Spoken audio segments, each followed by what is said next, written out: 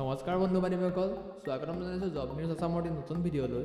অসম চৰকাৰৰ বহুকেইটা পদ খালী হৈছে। এই পদসমূহ ক'ৰ পৰা আহিছে আৰু কেনেধৰণে এপ্লাই কৰিব লাগিব এই ভিডিঅ'টোৰ জৰিয়তে জনাই দিয়া হ'ব।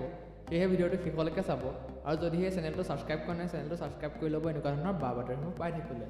আহক আজিৰ ভিডিঅ'টো আমি আৰম্ভ কৰোঁ।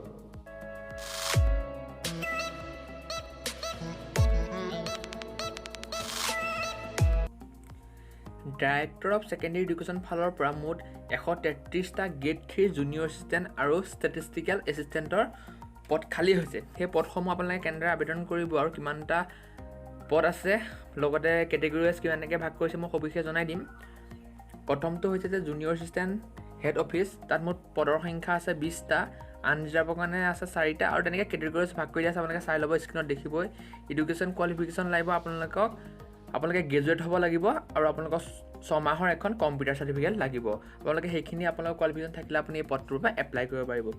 আপোনালোকে দৰমহা দেখিছে যে 14,000 পৰা 60,500 টকা পৰ্যন্ত আপোনালোকে দৰমহা পাব আৰু লগতে আপোনালোকৰ গ্ৰেড পি দিছে 6,200 টকা। এতিয়া দ্বিতীয়টো পদ হৈছে junior assistant district level government school level. ইয়াত মোৰ পদৰ সংখ্যা আছে 99টা, ইয়াত আনৰিজাৰ্ভৰ আছে 37টা, SC কাৰণে 3টা, তেনেধৰণে কেটেগৰী ৱাইজ ভাগ কৰা আছে। আপোনালোকে চাই ল'ব। ইয়াতো একেধৰণৰ কোৱালিফিকেশ্যন লাগিব, আপোনালোকে গ্ৰেজুৱেট হ'ব লাগিব, লগতে আপোনালোকৰ 6 মাহৰ এখন কম্পিউটাৰ চাৰ্টিফিকেট থাকিব লাগিব আৰু দৰমহাটো প্ৰায় সমানেই 14,000 পৰা 60,500 টকা পৰ্যন্ত দিয়া হ'ব। ইয়াত গ্ৰেড পেডটো অলপ কম দিছে, 5,600 টকা গ্ৰেড পেড দিব। 3 নম্বৰটো ষ্টেটিষ্টিকেল এছিষ্টেণ্ট, তাত মোৰ পদৰ সংখ্যা আছে 14টা, ইয়াত কেটেগৰী ৱাইজ ভাগ কৰি দিয়া আছে। আপোনালোকে চাই ল'ব। এডুকেশ্যন কোৱালিফিকেশ্যন বিচাৰিছে, আপোনালোকে গ্ৰেজুৱেট হ'ব লাগিব ইকনমিক্সত, লগতে মেথছ থাকিব লাগিব ছাবজেক্টটো, আপোনাৰ গ্ৰেজুৱেট কৰোঁতে মেথছ ছাবজেক্টটো থাকিব লাগিব, লগতে আপোনাৰ কম্পিউটাৰ চাৰ্টিফিকেট লাগিব ছমহীয়া এখন আপোনালোকৰ কম্পিউটাৰ চাৰ্টিফিকেট লাগিব আৰু আপোনালোকৰ দৰমহাটো দিয়া আছে 14,000 পৰা 60,500 টকা পৰ্যন্ত দিয়া হ'ব। ইয়াত গ্ৰেড পেডটো যথেষ্ট ভাল, 7,600 টকা গ্ৰেড পেড দিয়া হ'ব। এতিয়া এজটো দিয়া হৈছে আপোনালোকে 18 বছৰ পৰা 38 বছৰ বয়সৰ হ'লে আপোনালোকে আবেদন কৰিব পাৰিব। এতিয়া চিলেকশ্যন প্ৰচেছটো আপোনালোকক কৈ দিছোঁ। প্ৰথমে আপোনালোকে OMR বেছিক 100 নম্বৰ এটা এক্সাম দিব লাগিব, তাৰপাছত আপোনালোকে 50 নম্বৰ এটা প্ৰেক্টিকেল এক্সাম দিব লাগিব আৰু দুইটাতে পাছ হ'লে আপোনালোকে চাকৰিটোৰ বাবে উপযুক্ত বুলি মানি লোৱা হ'ব। আপোনালোকে এপ্লাই কৰিবলৈ আপোনালোকে ভিজিট কৰিব পাৰে www.madhyamikshikcha.assam.government গ'লে আপোনালোকে এই পদসমূহৰ বাবে এপ্লাই কৰিব পাৰিব। আৰু ইম্পৰ্টেণ্ট ডেটছটো দিয়া আছে। আপোনালোকৰ অনলাইন আবেদন আৰম্ভ হ'ব 8/6/2020 চনৰ 12টা বজাৰ পৰা আৰু লাষ্ট ডেট দিয়া আছে 23/6/2020 চনলৈকে। এতিয়া আপোনালোকে ফুল এডভাৰটাইজমেণ্টটো চাবলৈ আপোনালোকে ক্লিক কৰিব পাৰে। ক্লিক হেয়াৰত গ'লে আপোনালোকে ফুল এডভাৰটাইজমেণ্টটো চাব পাৰিব।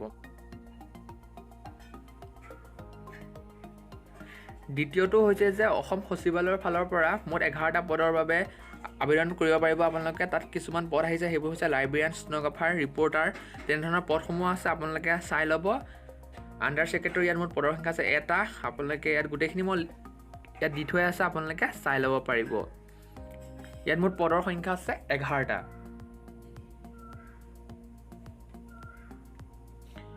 ইয়াত দিছে ইংলিছ ৰিপৰ্টাৰ গ্ৰেড 2, আপোনালোকে তাত চাব পাৰে।